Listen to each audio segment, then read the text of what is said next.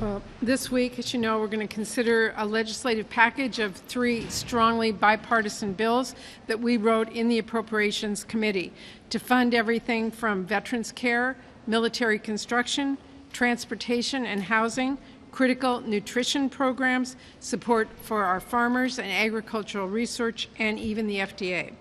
It is important to note, as we wrote these bills during the committee process, I made certain to work in lockstep with my counterpart, Vice Chair Collins.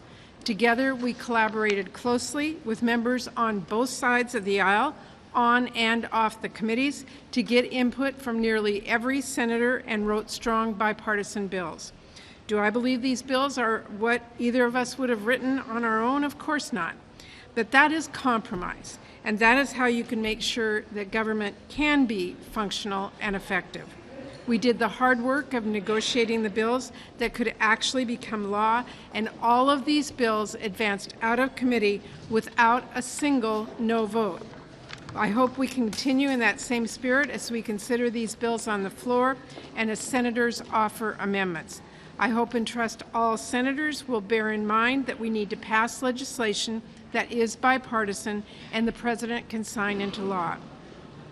Moving forward, as I have said, we will need a CR to finish our work, and we must deliver supplemental funding to meet urgent needs. We should meet the entirety of the President's supplemental funding request. Those are the priorities the President's outlined, and they're very important. We need to make sure that we can help our communities around the country rebuild and recover from disasters. We have to make sure that the administration has the resources it needs to stop the flow of fentanyl. We have to avoid a pay cut for our wildland firefighters, and as both Democrats and Republicans have made very clear, we must continue our strong support for Ukraine in this critical moment.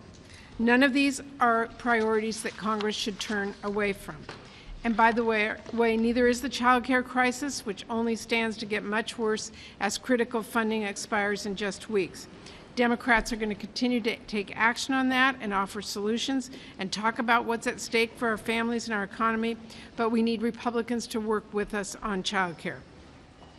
Now, as for what the next few weeks have in store, I can't predict or control what a Republican House majority will choose to do, but here in the Senate, we can do our jobs.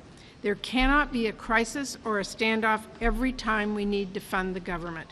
The American people do not want chaos or drama from Congress. They want us to find reliable funding for the food safety inspectors who make sure that their dinner is safe to eat. They want to make sure that the air traffic controllers who make sure they can get to where they want to go safely, can do so safely and on time. And they want to make sure that the VA doctors and the staff who work to get our veterans the very best care they deserve have the ability to do that. It is really that simple. So I'm focused on the work ahead in bipartisanship with our Senate Republican colleagues, and I hope the Republican House majority will follow our example. Senator Heinrich, who's done a great job.